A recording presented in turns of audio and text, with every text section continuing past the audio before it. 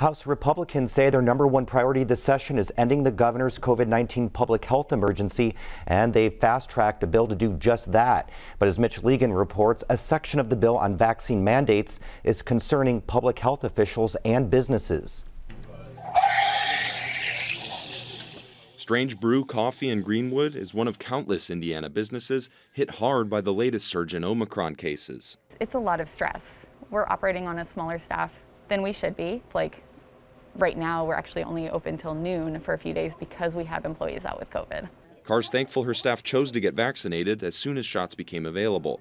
So the change in hours should only be temporary, thanks to the updated CDC guidelines for vaccinated individuals. Thanks, sir. She'd like to require new employees to be vaccinated for the sake of their health and keeping business operations smooth.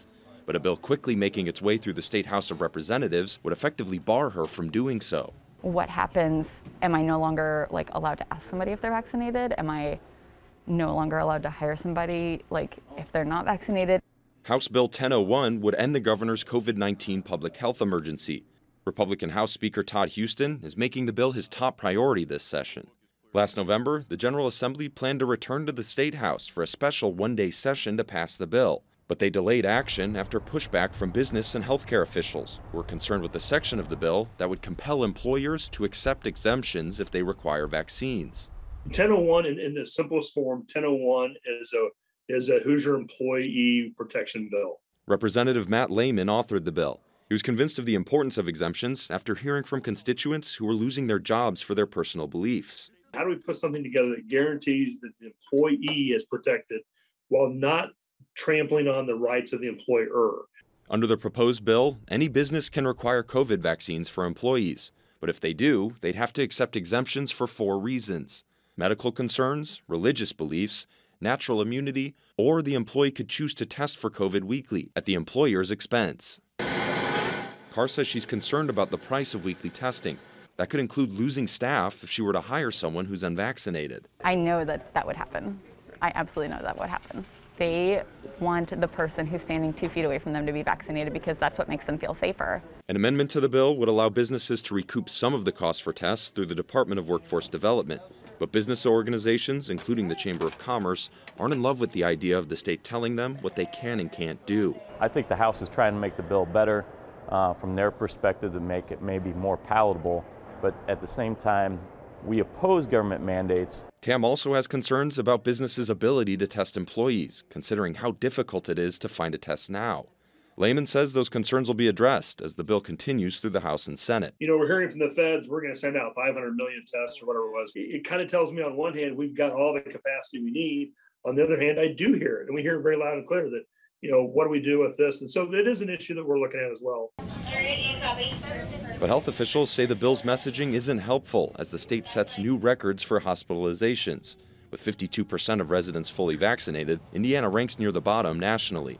Shandy Dirth, who runs the Center for Public Health Practice at WTIU, says business mandates have been integral, convincing Hoosiers to get the shot. So these mandates help those people who kind of don't care one way or the other. And, I keep thinking about this bill. I think about the Indiana logo and it says Indiana, state that works.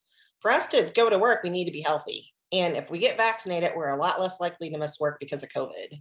Carr and other business owners will be watching the rest of the session closely. She's hoping to expand to a new location, which would mean hiring new employees. But if the bill passes, she says that might have to be put on hold as she navigates the new reality. For Indiana News Desk, I'm Mitch Legan. The bill could be up for a vote in the House as soon as Tuesday. If it passes, which it's likely to, it'll head to the Senate for further debate. We're now joined by Jody Madeira, a professor of law at IU's Maurer School of Law. Hello, Professor. Thanks for being with us. Hello. Thank you for having me. So, Supreme Court shut down President Biden's mandate for vaccines or testing. That's for employers with over 100 employees on Thursday. Now, many legal experts expected it to be upheld. Why did it fail? Well, I think the Occupational Safety and Hygiene Administration, according to the court, just exceeded its authority. Every federal agency can basically do only as much as the congressional grant of authority gives it leash for, and unfortunately, the conservative justices determined that they had exceeded that limit. So, as you mentioned, the court's 6 conservative justices sided against the 3 liberal justices in the decision. denying mandates has been a major political push for Republicans. So is there a concern the court is becoming as partisan as Congress or the country? I don't think the court is becoming as partisan as the country suspects it is. Rather, I suspect we're all conservative, liberal, or moderate for a reason. And those feelings are inextricable, from what we view as justice, from what we view as freedom, from what we view as the authorities and limits of government. Let's get to Indiana House Bill 1001. If that passes, it allows businesses to mandate vaccines, but also it must allow for fairly broad exemptions. So could a business challenge that bill in court? And if so, what kind of case would they have? I believe that they could, and of course it's under the Indiana Constitution, the U.S. Constitution. You can always bring a challenge, but I don't think that they would have that strong a case because, of course, the power of exemptions really, takes away any kind of mandate. And, for some reason, one might wonder how much effect the bill will have given those broad exemptions. So language in the bill says that workers who lose their job because they are denied vaccine exemptions are eligible, though, for unemployment benefits. How about that part? Is that something that could hold up in court?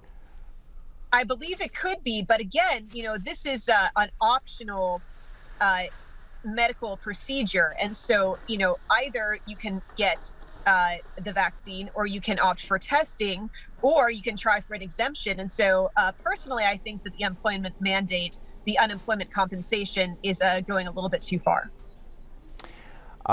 Just under a minute left. One more question. Does the Supreme Court ruling open a can of worms for all the vaccines that are already required? Well, one wonders exactly what is so different about the COVID vaccine, so as to be different from measles, mumps, rubella, diphtheria, tetanus, etc. And of course, some employers already have a robust legacy of requiring these vaccines. And of course, they're not even, emergency authorization from the FDA anymore. They are fully approved. And so I do think that this opens the door to future challenges on vaccine mandates. All right, Professor, thank you very much for joining us. Appreciate your time. Thank you.